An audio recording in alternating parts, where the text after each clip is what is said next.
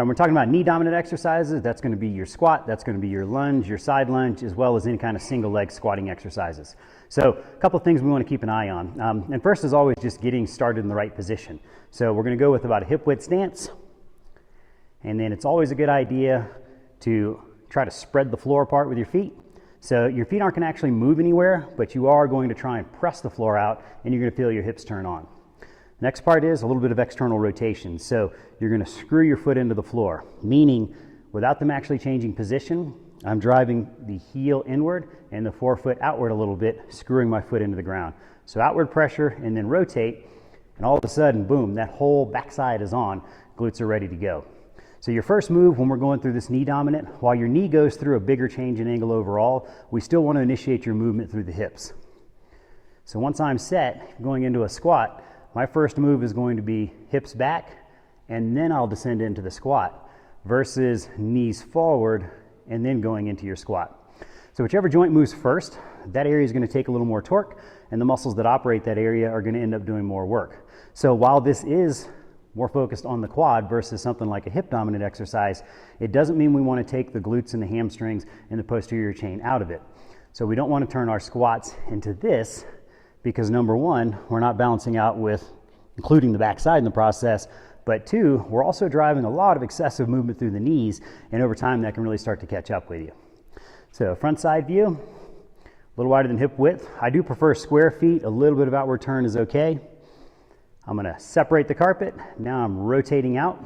I'm going to initiate with my hip hinge and then descend into the squat and right back up. So from the front side view, we're going to look across the line of the shoulders, across the line of the waist. They should be parallel to each other. And then hip, knee, foot alignment. So I want to make sure that if I draw a line from the center of my hip down to the middle of my foot, that my knees are not buckling to the inside. So I'm pressing out, rotating, and then as I come down, I'm making sure that I maintain that hip, knee, foot alignment. So from a side view, outward pressure, rotate, initiate through the hip hinge, descend into the squat, and we're looking to get down to parallel. So I'm not asking you to go below parallel, but we're looking for parallel. Come right back up, squeeze your glutes at the top.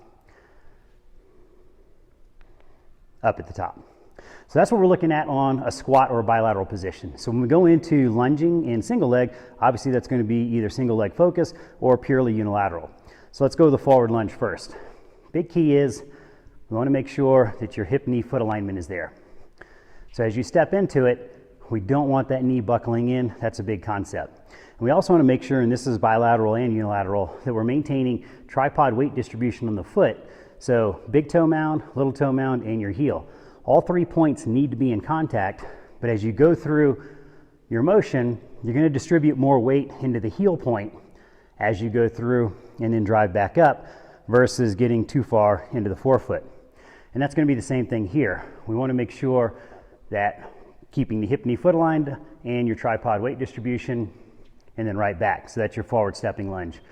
Backward stepping lunge, simply coming back here, maintaining the same hip, knee, foot alignment, and then right back up.